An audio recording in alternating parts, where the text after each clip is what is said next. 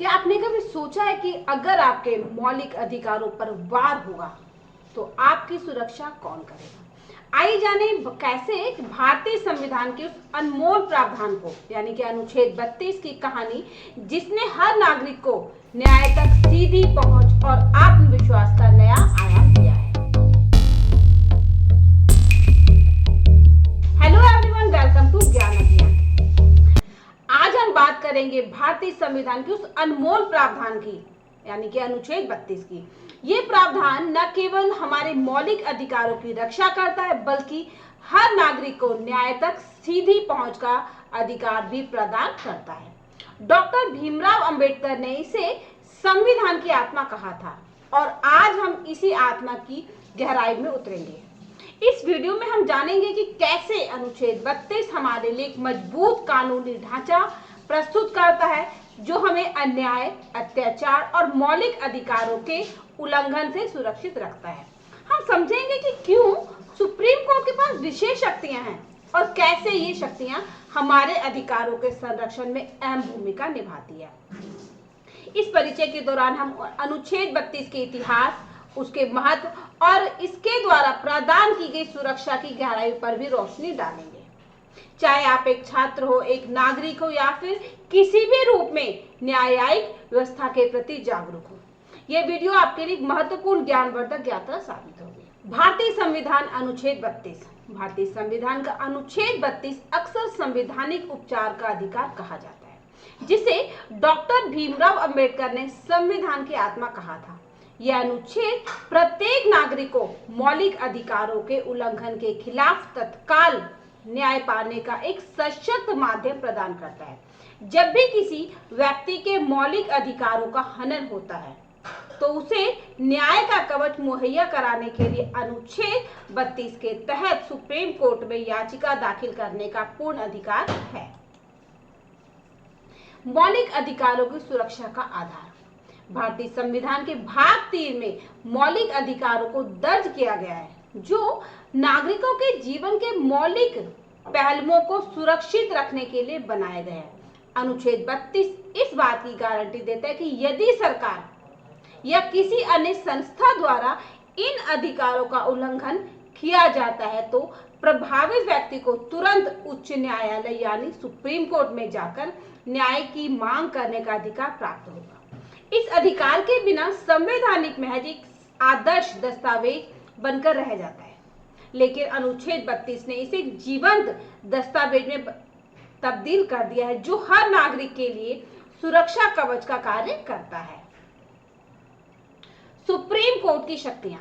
अनुच्छेद 32 के अंतर्गत सुप्रीम कोर्ट को विशेष शक्तियां प्रदान की गई हैं। कोर्ट न केवल याचिकाओं की सुनवाई करती है बल्कि आवश्यकता अनुसार निम्नलिखित 5 प्रकार के राइट्स भी जारी कर सकती है, जिसमें कि पहला राइट्स है हैबियस कॉर्पस, जब किसी व्यक्ति को अवैध रूप से हिरासत में लिया जाता है। दूसरा राइट है मेंशन, जब किसी सार्वजनिक अधिकारी को उसके कर्तव्य का पालन करने के लिए आदेश जारी किया जाता है। तीसरा राइट है प्रोहिबिशन, जब निम्न न्यायालय के द्वारा की जा रही कार्यवाही को रोकने के लिए आदेश दिया जाता है। चौथा राइट है को वराटो, जब किसी व्यक्ति को किसी पद पर बैठे रहने के लिए वैध अधिकार साबित करने के लिए मजबूर किया जाता है। और पांचवा राइट है सर्टियोरेरी, जब निचली अदालत द्वारा की गई कार्यवाही की समीक्षा की जाती है। इन राइट्स के माध्यम से सुप्रीम कोर्ट यह सुनिश्चित करता है कि किसी भी सरकारी या गैर सरकारी हस्तक्षेप से मौलिक अधिकारों का हनन ना हो सके। लोकतंत्र में इसका महत्व। अनुच्छेद 32 को संविधान की आत्मा कहने का मुख्य कारण यह है कि यह केवल व्यक्तिगत अधिकारों की सुरक्षा करता है बल्कि सरकार पर भी एक महत्वपूर्ण रोकथाम का कार्य करता है। यह सुनिश्चित करता है कि सरकार को अपने अधिकार क्षेत्र के भीतर रहते हुए ही कार्य करने पड़े और किसी भी नागरिक के अधिकारों का उल्लंघन करते समय उसे जवाबदेह ठहराया जा सके। इसके द्वारा भारतीय लोकतंत्र में न्यायपालिका को एक मजबूत हस्तक्षेप शक्ति मिलती है जिससे नागरिकों का विश्वास और न्याय व्यवस्था में सुदृढ़ता आती है। ऐतिहासिक परिप्रेक्ष्य और अंबेडकर का योगदान। जब संविधान का मसौदा तैयार किया जा रहा था तब डॉक्टर भीमराव अंबेडकर और उनके सहयोगियों ने यह सुनिश्चित किया कि मौलिक अधिकार केवल लिखित शब्दों तक सीमित ना रहे, बल्कि उनकी रक्षा के लिए एक सशक्त कानूनी ढांचा भी उपलब्ध हो। अंबेडकर ने अनुच्छेद 32 को संविधान का हृदय माना क्योंकि यह नागरिकों को एक ऐसा मंच प्रदान करता है जहां वे सीधे सर्वोच्च न्यायालय में जाकर अपने अधिकारों की सुरक्षा कर सकते हैं। इस प्रकार अनुच्छेद 32 न केवल एक कानूनी प्रावधान है, बल्कि यह समाज में न्याय, समानता और स्वतंत्रता की भावना को भी प्रबल करता है। वास्तविक जीवन में अनुच्छेद 32 का प्रभाव।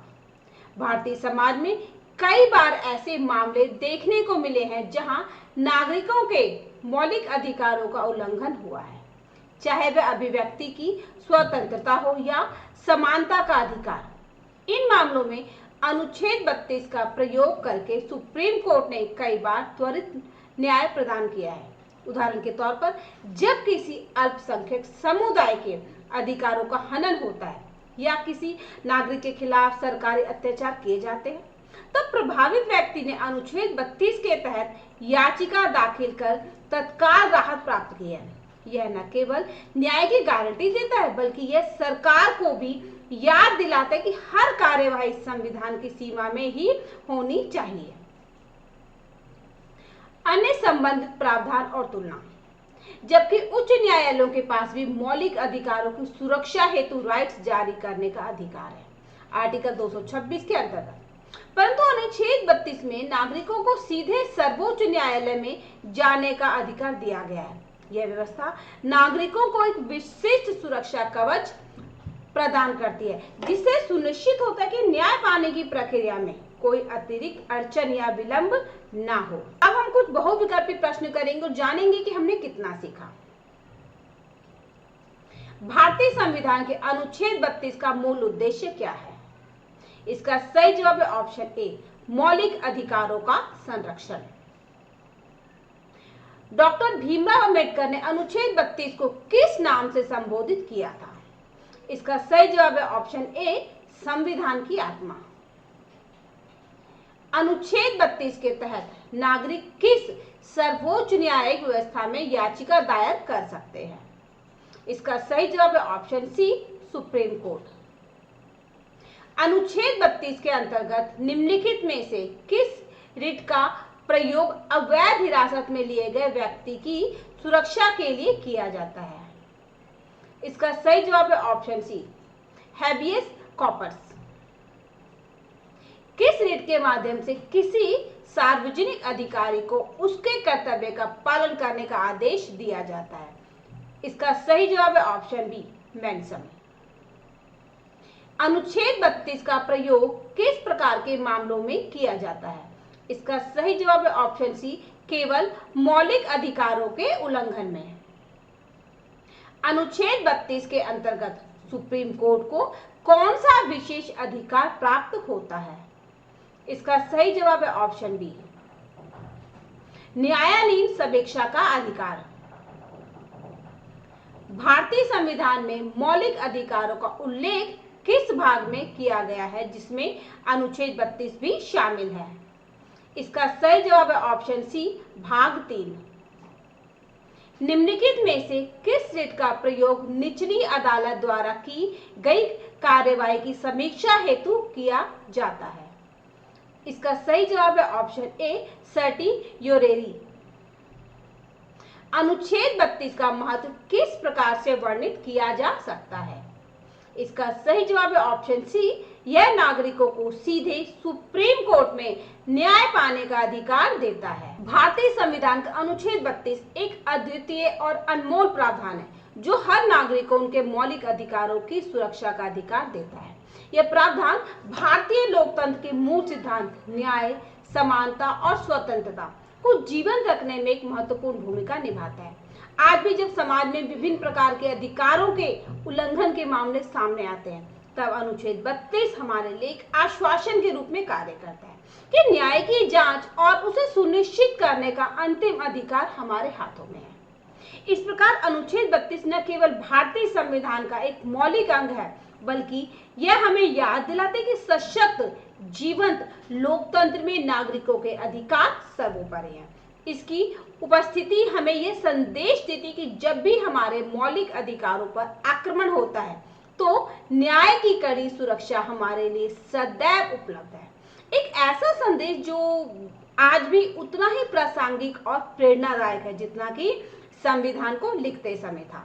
तो आज की इस वीडियो में हमने भारतीय संविधान के अनुच्छेद 32 की गहराई में जाकर जाना कि कैसे यह प्रावधान हमारे मौलिक अधिकारों की रक्षा करता है और हमें न्याय तक सीधी पहुंच प्रदान करता है। हमें उम्मीद है कि इस जानकारी ने न आपको केवल संविधान की शक्ति का एहसास कराया होगा, बल्कि आपके अंदर न्याय और समानता की भावना को भी जागृत किया होगा। तो अगर ये वीडियो आपको पसंद आए तो इसे लाइक करें, शेयर करें और सब्सक्राइब करें। आपके विचार, आपके सवाल हमें कमेंट बॉक्स में लिखें ताकि हम ऐसे और रोचक और ज्ञानवर्धक विषयों पर चर्चा कर सकें। ये हमारा QR कोड है, इसको स्कैन करके आप अपने ज्ञान अभय चैनल को सपोर्ट कर सकते हैं। बेल आइकन दबाएं ताकि हमारी अगले वीडियो की जानकारी आपको मिल सके। तो मिलते हैं एक नए वीडियो में नई जानकारी के साथ, तब तक